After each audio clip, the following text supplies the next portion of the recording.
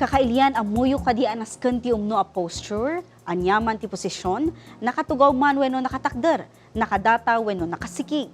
Ti saan niya umno a postura ti bagikat mangitunda iti scoliosis. Ita nga Scoliosis Awareness Month, amun tayo dagiti pagilasinan iti scoliosis. Iti Pilipinas, opisyal anay deklara ti Hunyo kas National Scoliosis Awareness Month.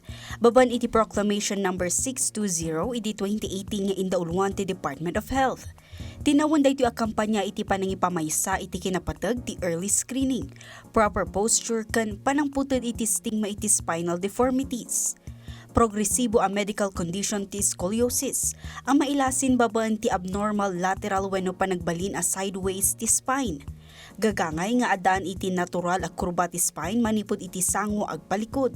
Bayat at spine nga adaan iti scoliosis kat mangporma iti letter S wenno C no kitaan iti X-ray. Agaro 80% kadagiti amin a kaso ti scoliosis kat idiopathic kayat naasawan at eksakto agapuna kat saan nga ammo.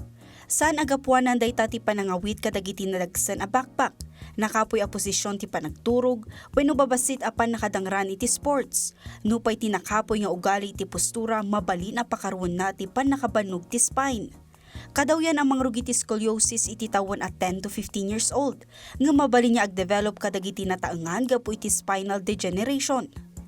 Sumagmamano as sinyalis ti scoliosis ti uneven shoulders, nunangat nga to ti maysa no ikumpara ti maysa aside.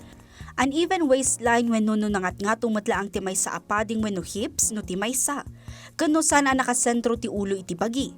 Sigun iti Department of Health, nasurok 3 milyon a Pilipino ti addaan iti scoliosis. Mabalin ang maagasan ti scoliosis baban iti braces, surgery kan ti umno a panag-exercise ang nakafocus iti spine.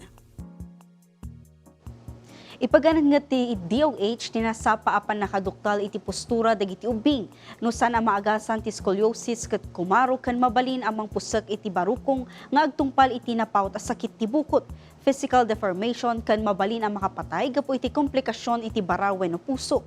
Ita amuyon, barungal daw barungadan.